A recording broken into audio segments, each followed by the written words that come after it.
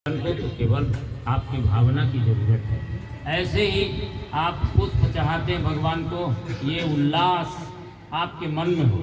हम बेटी की शादी करते हैं और बेटा के शादी करते हैं, घर में कोई उत्सव मनाते हैं तो बड़ा उल्लास होता है, और जब भगवान का काम करने के लिए निकलते हैं तो लगता है टाइम खराब हो गया, ये कहीं और लगाए तो अच्छा होता है। ये हमारा उल्लास नहीं है भीतर का।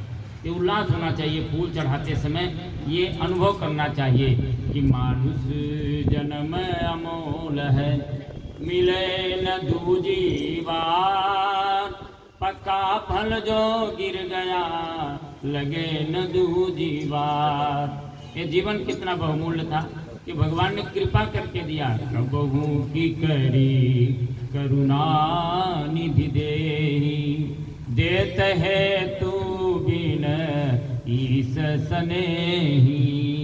कृपा करके 84 लाख योनियों के बाद आपको मनुष्य बनाया था और सोचा था कि आपसे संबंध तोड़ लिया। हम इसलिए जब नैवेद्य या पुष्प चढ़ाएं तो ध्यान रखें इन पदार्थों की भूख भगवान को नहीं है, ये शिक्षाएं हैं। सुगंधी भगवान को प्रिय है, आपके गुणों की सुगंध। जब व्यक्ति अपने जीवन को तपाता है दूसरे के लिए, उसके जीवन की जो सुगंध निकलती है तपस्या की, तो सारा जगत उसकी वंदना करता है। किसी धनवान की और किसी केवल पैसे वाले या विद्वान की नहीं, तप की कीमत है। एक शब्द भी बोलना भले ही नहीं जानते थे रामकृष्ण परमहंस, कई बार तो कितना खराब बोल देते थे कि स्वामी विवेकानंद वगैरह तो ताके रहते थे, कोई बड़ा आदमी आया, गुरुदेव आप ऐसा मत बोलना, नहीं तो कभी ना आएगा।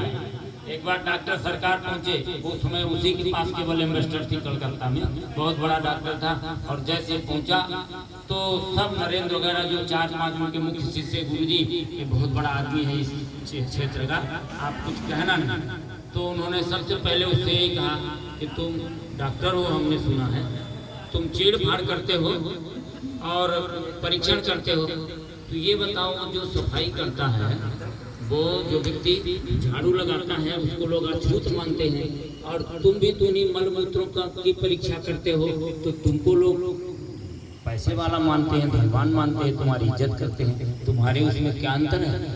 वो भी तो पैसा लेके सफाई करता है और तू भी पैसा लेके सफाई करता है। तो राजा वो डॉक्टर सरकार को लगा के वास्तव में हम भी उसी प्रकार से अपूज्य हैं। यदि पैसा लेके सेवा किया तो फिर वंदना किस बात की? हमारे समाज में जो ब्राह्मण का सम्मान था केवल इसीलिए था जो दूसरे के लिए जीता था, अपने लिए नहीं। तपस्या करता था दूसरे के लिए, जीवन जीता था दूसरे के लिए, ऐश्वर्य करता था दूसरे के लिए, अपने लिए कुछ भी नहीं। जो दूसरे के लिए जीता है उसी को ब्राह्मण कहते हैं, उसी को संत कहते हैं, और वही पूज्य नहीं रहा है। इसलिए ऐसा सुंदर जीवन जीना ही ये भगवान की सच्ची उपासना। यही सुगंध पुष्प की हमारे जीवन से निकलने लगे तो देवता अपने आप आपके जीवन पे आ जाएंगे, देवता आपका श्रृंगार करेंगे, देवता भी आपके दर्शन के लिए लालायित रहेंगे। देवताओं की पूजा नहीं करनी पड़ेगी, देवता आपकी पूजा करेंगे। ऐसा जीवन बनना ही हमारी संस्कृति का उद्देश्य है। और ये सद्गुरुओं का मार्गदर्शन मनुष्य को जब तक मिलता रहा हमारी धरती पर, तब तक यहाँ 33 कोटि देवता रहे। आज सद्गुरुओं का अभाव हो गया।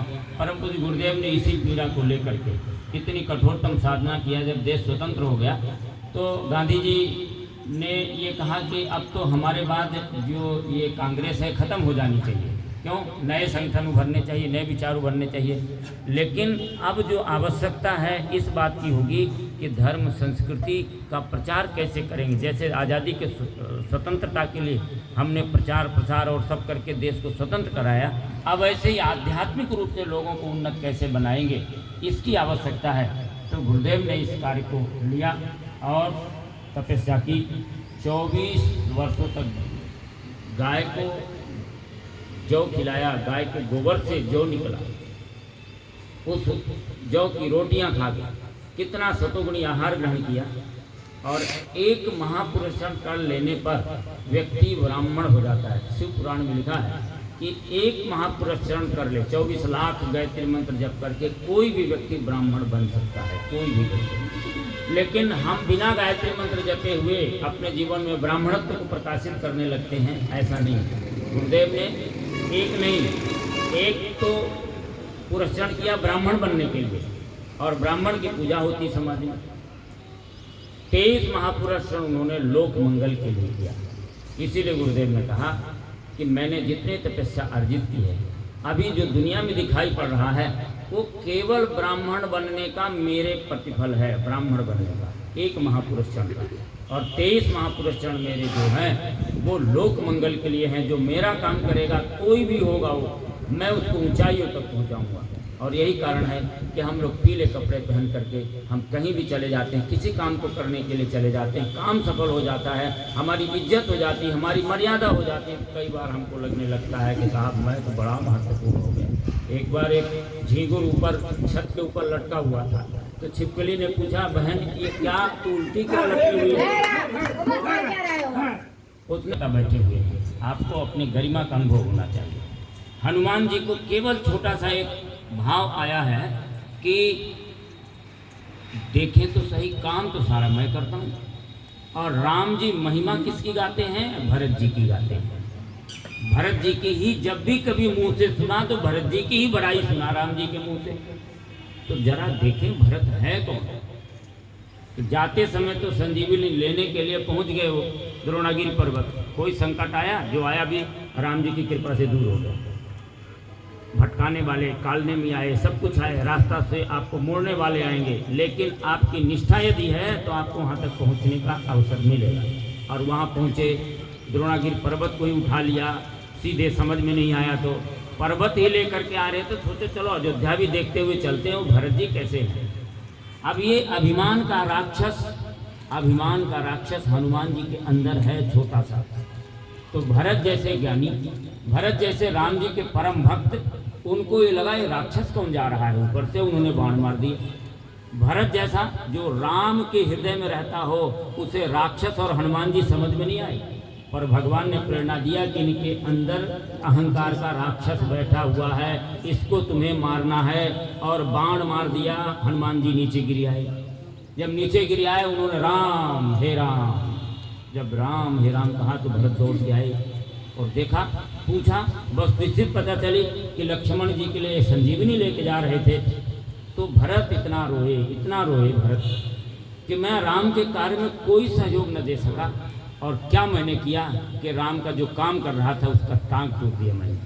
इतना रोया भरत ने कि हनुमान जी को समझाना मुश्किल हो गया। और हनुमान जी ने कहा कि भरत जी आप दुखी मत होइए, हम चले जाएंगे, कोई दिक्कत नहीं होगी। भरत जी ने कहा भी कि चाहो तो मैं वायु वेग से अधिक तेज मैं अपने बाण से तुमको तत्काल पहुंचा दूंगा।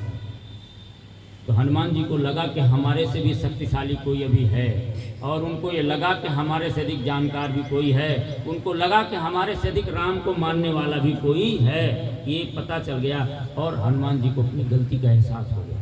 तो कई बार मनुष्य इतना सुंदर जीवन और इतना सानिध्य ईश्वर और गुरुदेव का पाने के बाद भी उसके अंदर का अहंकार मरता नहीं है, छोटी छोटी बातों में लेके सविट वरा हो खरे संस्कृत पुरुष पशु, ये मनुष्य का स्वभाव बन गया। वो कुत्ते जैसा लड़ता है दूसरे से। कुत्ता और हाथी में क्या संबंध है? लेकिन जिस रास्ते से हाथी निकल रहा है, कुत्ता भौंकता है, सोचता मेरा कुछ छीन न ले। पड़ोसी का कोई एक रोटी की टुकड़ा कहीं हाथी तो उधर देखने वाला भी नहीं है, पर कुत्ते के मन में वो संदेह बैठा हुआ है कि कहीं मेरी रोटी न छीन ले।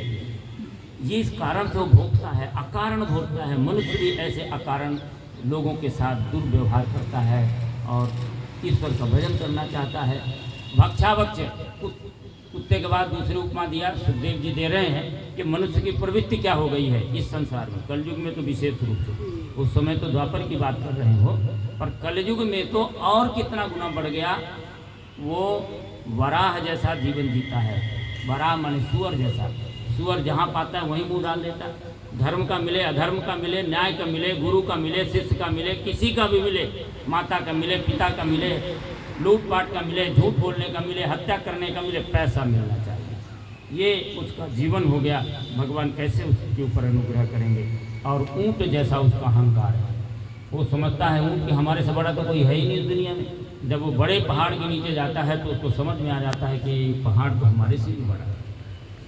ऐसा अकारण व्यक्ति के अंदर किसी को जाति का अहंकार है, किसी को योग्यता का अहंकार है, किसी को संगठन का अहंकार है, किसी को पद का अहंकार है, किसी को कलाओं का अहंकार है, किसी को बोलने का अहंकार है, किसी को पता नहीं कितने प्रकार के अहंकार व्यक्ति के जीवन में है। और जब तक ये अहंकार नहीं होती, चीरहरण लीला करके भगवान ने यही दिखाया था कि जब तक ये देहाभिमान तक तुम्हारा दूर नहीं होगा तब तक मेरी प्राप्ति संभव नहीं है। और सारे कर्म हम ये कर रहे हैं भगवान को पाने के लिए। हम प्रचार करने जाते हैं भगवान को पाने के लिए, जो भी काम करते हैं भगवान के पाने के लिए। यदि ये वास्तव में हमारा भाव है तो हमको उतने ही पवित्र भाव के साथ भगवान का काम करना चाहिए। और खरई है, अब तो मैं ये पद का हो गया, मैं तो ये पद का हो गया, एक पद बढ़ा दूसरा पद बढ़ा, और जितना जैसे गधे के ऊपर एक ला दो, दूसरा ला दो, तीसरा ला दो, बड़ा खुश होता है कि अब ये सब हम ही को खाने को मिलेगा। और अंत में इस दुनिया में कोई पद से सुखी हुआ हो तो बताइए। एक बहुत अच्छा प्रसंग सांख्य में कपिल जी कहते हैं, सांख्य दर्शन में, कि माता पूछती है जा करके कि कपिल जी आप ये बताइए कि मेरे से अधिक सौभाग्यशाली कौन स्त्री होगी। किसी स्त्री की कामना होती है कि मैं बहुत बड़े बाप की बेटी बनूं, तो मैं स्वयंभू मनु की बेटी बन गई। धरती में इससे बड़ा कोई राजा नहीं हो सकता। और दूसरी किसी स्त्री की कामना होती है कि मेरी ससुराल बहुत बड़ी हो जाए, तो मैं इतने बड़े ससुराल में गई, ब्रह्मा जी की बहू बनी, तो अब इससे बड़ी ससुराल भी नहीं हो सकती।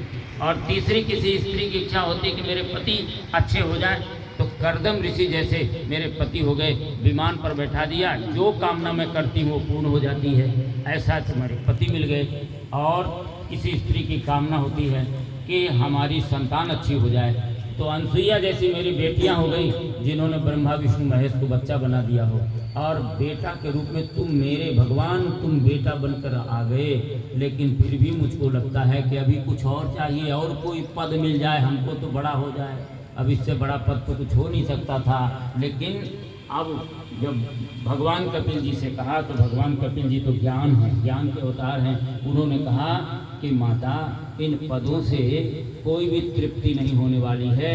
यदि तुमको तृप्ति चाहिए तो पूर्णमदः पूर्णमिदं पूर्णात् पूर्णमुदच्यते, उस पूर्ण पुरुष परमात्मा के शरण में जाओ, जिसने तुम्हारे ऊपर इतनी कृपा किया। आम्र फूल फल मेवा समय समय पर देता है, इतना उदार की बदले में कुछ नहीं लेता। देने से इनकार नहीं, भेदभाव तकरार नहीं, ऐसे दानी का बंदे माने क्या उपकार नहीं। उस परम पिता ने जिसने सब कुछ दिया उस पर विश्वास करो, इन संसार के संपदाओं पर नहीं।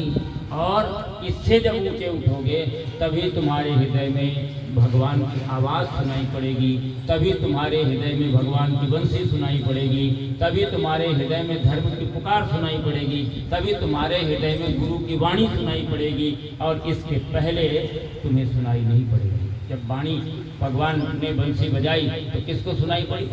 देवताओं को नहीं सुनाई पड़ी, यहाँ तक कि यशोदा को भी नहीं सुनाई पड़ी, देवकी को भी नहीं सुनाई पड़ी। किसको सुनाई पड़ी? गोपियों को सुनाई पड़ी। गोपियाँ कौन हैं? जो सारी इंद्रियों से भगवान का रस पीती हैं। इंद्रियाँ, आँख देखना चाहती है भगवान को, कान सुनना चाहते भगवान को, हाथ काम करना चाहते भगवान के लिए, पैर जिनके चलना चाहते भगवान के लिए। गोपी पिबति स गोपी, सारी इंद्रियों से जो भगवत रस का पान करे वो गोपी। ऐसा भाव जिसका होता है, केवल और केवल उसी को भगवान की पुकार सुनाई पड़ती है। हम तो वासना के नशे में बैठ करके भगवान की पूजा भी कर लेते हैं। एक भक्त जी थे, उन्होंने नौका चलाई और रात भर नाव चलाई, लेकिन पहुँचे कहीं नहीं। सवेरा जब हुआ तो देखा कि वहीं को ही थे। क्यों? कि नाव पाले में बंधी थी और वो स्वयं भांग के नशे में थे। भांग के नशे में थे, उन्हें पता ही नहीं चला कि नाव चला रहे हैं। और नाव चले भी कहाँ, क्योंकि वो बंधी हुई है तट के किनारे। तो हम भी वासना के खूंटे में बंद करके और कुछ कर्मकांड जरूर संपन्न कर देते हैं, इसलिए हमारे जीवन का परिमार्जन नहीं होता। हम जस्ट तस रहते हैं। मीरा कितना सरल हो गई थी, उसका जीवन कितना पवित्र हो गया था, और किसी के प्रति उसका कोई द्वेष नहीं हुआ था। जिसके अंदर द्वेष विद्यमान है, जिसके अंदर घृणा विद्यमान है, जिसके अंदर किसी के प्रति प्रतिस्पर्धा विद्यमान है, वो भगवान का काम नहीं कर सकता, बिगाड़ बना सकता है। देखिए हनुमान जी के जीवन को आप देखिए, 6 महीने का समय दान करके उन्होंने क्या बना दिया, इतिहास में अमर हो गए। 6 महीने का ही साथ था भगवान राम जी का। पूरे 14 वर्ष में मैंने 6 महीने हनुमान जी राम जी के साथ आए और उससे उन्होंने क्या काम कर दिया कि इतिहास में हनुमान जी की पूजा होने लगी। राम जी से अधिक हनुमान जी के मंदिर बनते हुए चले गए। हम भी गुरुदेव के वाहन बनकर के उनके ज्ञान को, उनकी प्रेरणा को, उनकी संवेदना को, गुरुदेव से किसी ने एक बार शिकायत करना शुरू कर दिया, गुरुजी ये व्यक्ति ऐसा है, वो व्यक्ति ऐसा है, वो व्यक्ति ऐसा है।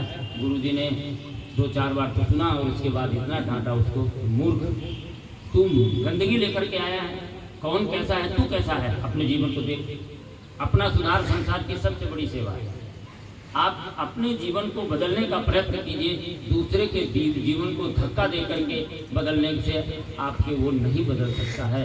इसीलिए गुरुदेव ने कहा अपनी ही जीवन की सेवा आपको करनी है और इसके लिए आधार बनाया। एक सबसे बड़ा श्रेष्ठ आधार क्या दिया? यज्ञ और गायत्री। यज्ञ पिता, गायत्री माता, भारतीय संस्कृति के हैं निर्माता। आदतों को सुधारना सहज नहीं होता, किसी के आदतों को सुधारना सहज नहीं होता, इसके लिए आपको प्रयास करने होते हैं। और प्रयास क्या करना है?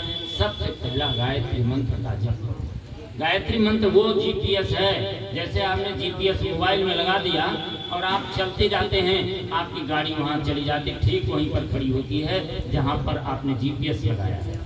ये गायत्री मंत्र ब्रह्म का जीपीएस है, परमात्मा का जीपीएस है। आपने यदि गायत्री मंत्र का जप किया है तो आप इस रास्ते से चलते हुए चले जाएंगे और एक समय ऐसा आएगा जब आपको ब्रह्म का साक्षात्कार हो जाएगा। गायत्री प्रत्यक्ष ब्रह्म है कि बोधिनी, गायत्री प्रत्यक्ष रूप से ब्रह्म है, आदि शक्ति है, जगत की महामाया है। गायत्री से परे कुछ भी नहीं है। नास्ति गंगा समम तीर्था न देव के साथ परः, गायत्र्यास्तु परम व्याप्तम न भूतम न भविष्यति। गायत्री से बढ़ के कुछ है नहीं। हमारे प्राणों का उद्धार करने वाली आदि शक्ति महामाया है। ब्रह्मा ने इनकी साधना करके सृष्टि बना दिया। वशिष्ठ ने साधना करके इतनी बड़ी अद्भुत शक्तियां प्राप्त कर लिया कि भगवान के गुरु बन गए। विश्वामित्र ने इस गायत्री मंत्र की साधना करके राजा से ब्राह्मण बन करके और सारी दुनिया में परिवर्तन करने के लिए नई सृष्टि बना दिया। गायत्री महामंत्र में अद्भुत शक्तियां हैं। भगवान शिव भी उपासना करते हैं, राम जी भी करते हैं, भगवान श्री कृष्ण भी करते हैं। गायत्री संसोहम, इसलिए गायत्री को आधार गुरुदेव ने बनाया। गायत्री में कोई मतभेद नहीं है। वो राम जी को मानता है तो गायत्री को मानेगा, क्योंकि राम जी ने संध्या करण चले रघुराई। राम ने भी गायत्री की उपासना किया, उनके गुरु ने भी गायत्री की उपासना किया। इसलिए जो राम को मानता है गायत्री से भेद नहीं कर सकता। और इसी प्रकार से कृष्ण, भगवान कृष्ण को मानता है। गर्गादि यज्ञ कुलाचार्य गायत्री वर्तमास्थितो, स्वयं भगवान का यज्ञोपवीत संस्कार गर्गाचार्य जी गायत्री मंत्र के द्वारा करा रहे हैं और गायत्री मंत्र की दीक्षा दिया। और भगवान स्वयं गीता में कहते हैं गायत्री छंदसोहम, गायत्री और मैं एक ही हूँ, मेरे में गायत्री में कोई अंतर नहीं। तो कृष्ण को भी मानता है तो कोई बात नहीं। शिव जी को मानेगा अधिक से अधिक, तो शिव जी ने भी कहा गायत्री सा वेद माता सा आद्या शक्तिर्मता जना नाम जननीता हमें भी उपासना। भगवान शिव कहते हैं मैं भी उसकी उपासना करता हूँ। तो गायत्री मंत्र तो सभी देवताओं का आराध्य मंत्र है। जिसको ब्राह्मण बनना है, जिसको महान बनना है, जिसको भगवान के पाने लायक बनना है, तो गायत्री वह माता है जैसे कोई गंदा बच्चा कीचड़ में, गंदगी में और मलमूत्र से सना हो, कोई भी उसको गले नहीं, गोदी में नहीं उठाना चाहता।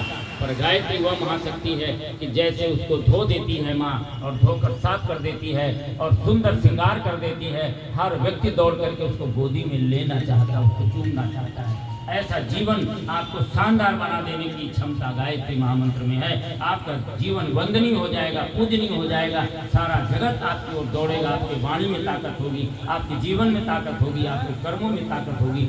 ये गायत्री मंत्र शक्ति उत्पन्न करने वाला है, इसलिए गायत्री को आधार बनाया। और दूसरा, गुरुदेव ने यज्ञ को आधार बनाया। यज्ञ को क्यों आधार बनाया?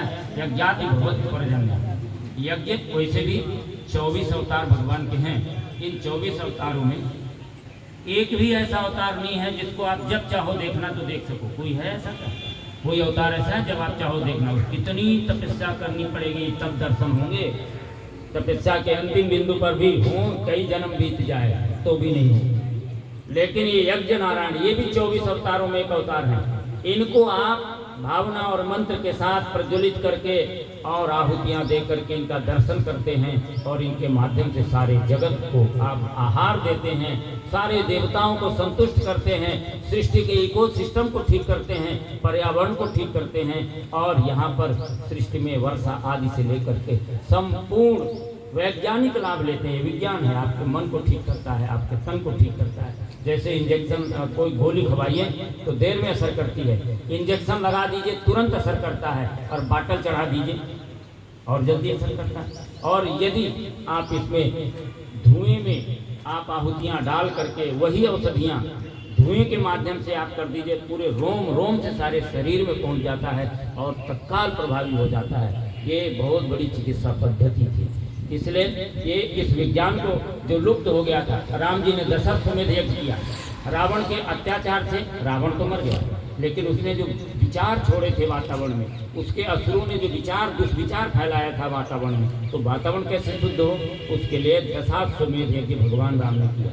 और दुर्योधन, कौरव ये सब मारे गए, लेकिन जो उन्होंने विषाक्तता फैला रखी थी वातावरण में, वो कैसे समाप्त हो, उसके लिए उन्होंने राजसू यज्ञ किया। भगवान श्री कृष्ण ने राजसू यज्ञ के द्वारा पूरा वातावरण ठीक किया गया। ऐसे ही आज इस कलयुग में कोई एक नहीं। सतयुग में क्या होता था, राक्षस अलग होते थे, देवता अलग। राक्षस रहते थे धरती में, पाताल लोक में, और देवता कहाँ रहते थे, स्वर्ग लोक में रहते थे।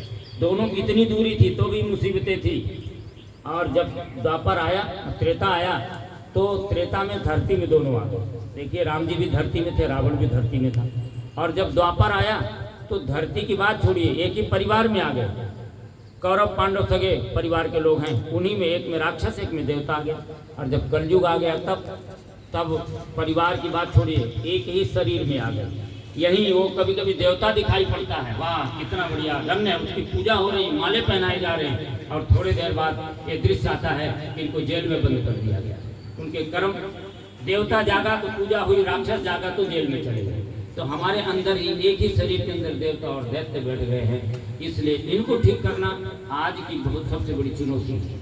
इसके लिए भगवान का जो अवतार होगा, तो शायद इतने जितने अवतार हो चुके हैं, सारे अवतारों की शक्ति लेकर के आएगा, तभी बदलेगा। क्योंकि राम जी के समय अयोध्या और भारत की समस्या थी, अयोध्या और श्रीलंका की समस्या थी, वो एक भारत ही थे, एक ही देश। और जब भगवान कृष्ण का आया तो 7-8 देशों की समस्या हो गई।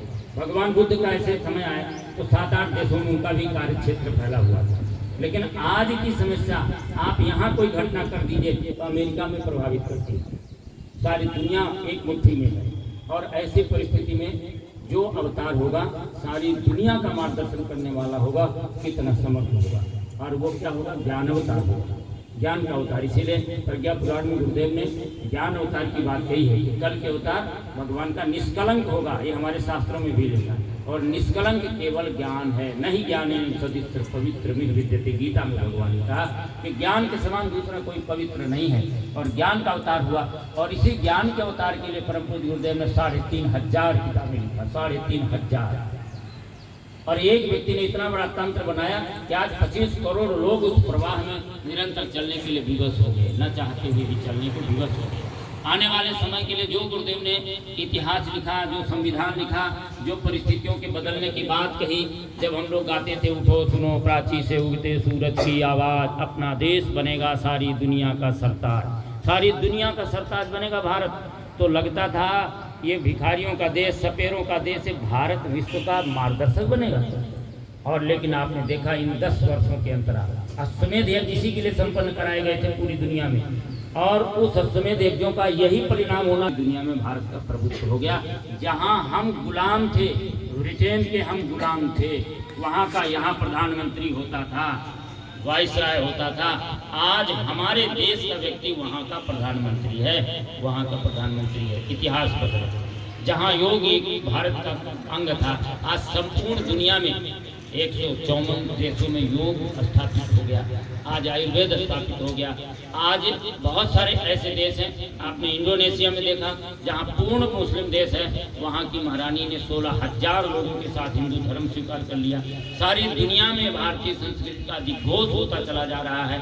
इस बात को गुरुदेव ने पहले कहा था अब सारी दुनिया बदलेगी, निश्चित ही दुनिया बदलेगी, निश्चित ही परिवर्तन होगा, नव भव्य भावना जागेगी, नवयुग का आरोहण होगा। जिसमें दैवी प्रवृत्तियां होगी वही सम्मानित होगा, जिसमें आसुरी प्रवृत्तियां होगी वो अपमानित होगा, और धीरे धीरे समाज से बाहर होता चला जाएगा। अच्छाइयों की स्थापना होने वाली है, इस धरती पर सतयुग होने वाला है, और इस सतयुग को लाने के लिए युग ऋषि परम पूज्य गुरुदेव की चेतना इस धरती पर काम कर रही है, शरीर से नहीं है। अप्रत्यक्ष रूप से उन्होंने कहा हमारे 5 वीरभद्र हैं, एक धर्माचार्यों को, एक राष्ट्राध्यक्षों को, और एक हमारे मिशन का काम करने वाले लोग हैं उनके इन अंतःकरणों को, और तीसरा एक वीरभद्र हमारा वो होगा जो हमारे जो परिजन हैं उनके जीवन में जो संकट है उसको ठीक करेंगे, और एक वीरभद्र हमारा शांति कुंज में निरंतर विद्यमान रहेगा, जहाँ से चेतना संपूर्ण विश्व को प्रभावित करती रहेगी, परिवर्तन होते रहेंगे, व्यक्ति बदलते रहेंगे, लेकिन कार्य नहीं बदलेगा, और ये कार्य अंतिम लक्ष्य तक पूर्ण होगा। कोई जरूरी नहीं कि हम पीले कपड़े पहनने वाले ही उस काम को करेंगे, नए से नए लोग जुड़ते चले जाएंगे, तमाम विभूतियां जुड़ती चली जाएंगी, और जो हमने संकल्पनाएं की हैं वह पूर्ण होकर के रहेगी इस धरती पर। जिनको भी अपना सौभाग्य बनाना है, परम पूज्य गुरुदेव के इस महाअभियान से जुड़ करके अपने सौभाग्य के साथ, श्रद्धा के साथ, संवेदना के साथ आप आगे बढ़ते जाइए। आप हमारी कोई क्षमता नहीं है, आप केवल अनुभव कीजिए कि हमको भगवान ने इसके योग्य चुना है। बहुत दुनिया में लोग थे, लेकिन हम ऐसे सौभाग्यशाली लोग हैं कि हमारा वर्ण किया है गुरुदेव ने, तो हमें सौभाग्य से उस काम को आगे करते जाना चाहिए। हमारा अहंकार सामने नहीं आना चाहिए, हमारे गांव मिशन का एक व्यक्ति नहीं टूटना चाहिए, हमारे बातों से नहीं टूटना चाहिए, हमारे जीवन से नहीं टूटना चाहिए, हमारे कर्म और व्यवहार से नहीं टूटना चाहिए। यही मिशन की सबसे बड़ी सेवा है। आइए इन्हीं भावनाओं के साथ हम संपूर्ण देवताओं का पूजन करके यज्ञ का अग्रिम कार्यक्रम करते हैं। सभी देवताओं का भाव आवाहन